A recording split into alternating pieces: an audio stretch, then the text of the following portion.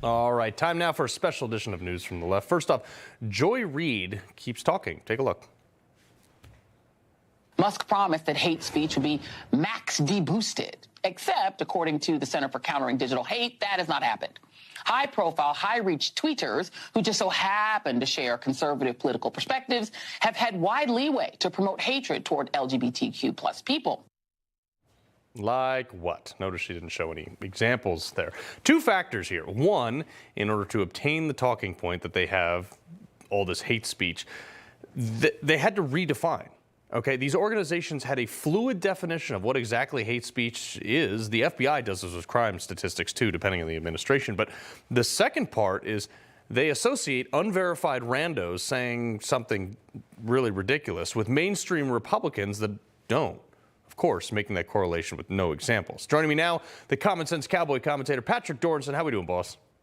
I'm pretty good, Carl. It's snowing like crazy. Yeah, I had that in upstate Connecticut. It was fantastic hunting in the first snow of the year. But what do you make of Joy Reid's comments? Well, Joy Reid, if you remember back in 2021, she was joyful Joy Reid when Donald Trump was kicked off Twitter. In fact, she said Twitter was the only people that could shut him up. And now she's gone to joyless Joy Reid because all of a sudden her point of view is not the coin of the realm anymore, and she's getting challenged, as all the lefties are, because Elon Musk is finally putting out the kind of stuff that should be put out, which is the truth about Twitter and what it was doing the whole time. You know something? Joy Reid's a funny person when she talks about LGBTQRS, Y, and Z. She talks about all that stuff, but she had all of her wonderful posts and stuff that she said she was hacked and she didn't do. Right, and nobody investigated for false claims on that. But moving on, I want to, this is striking another feat of accountability here. Joe Biden's Department of Education accidentally told 9 million people that they're eligible for student loan forgiveness, but then had to walk it back. It took them 2.5 weeks to send a follow-up email blaming it on like a vendor error of something. Is this just max dysfunction of government? Well, you know, government can't get out of its own way, but what this reminds me of is, you know those big envelopes you get in the mail where on the front it says you may already be a winner from the Publishers Clearinghouse? Well, I got to tell you, these young people who think they're going to get their loans forgiven have about as much chance of winning that sweepstakes as they do of getting their loans forgiven, because I think that the Supreme Court's going to strike this down. And I think even Nancy Pelosi, who said, you know something, the president doesn't have that kind of authority. So good luck, kids. Yeah, I thought spending my life savings on a lottery ticket was a good investment. But anyway, next, the Cambridge Dictionary, and I got about a minute left, has redefined what a woman is, also redefining what a female is. They each define each other as an identifying each other. So Patrick, without using the word female or woman in the definition of each other, can you define them?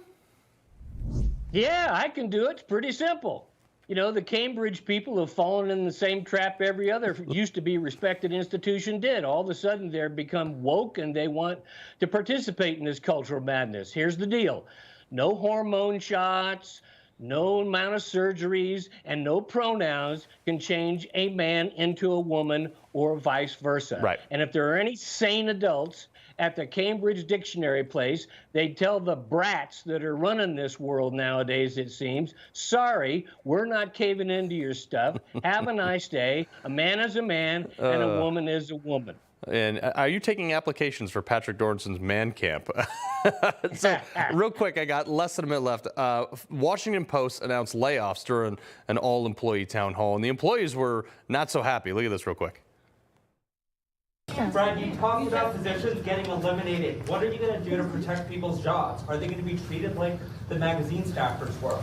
We'll have more information as we move forward. Thank you very much. And how will your positions be decided? It's your job is not guaranteed?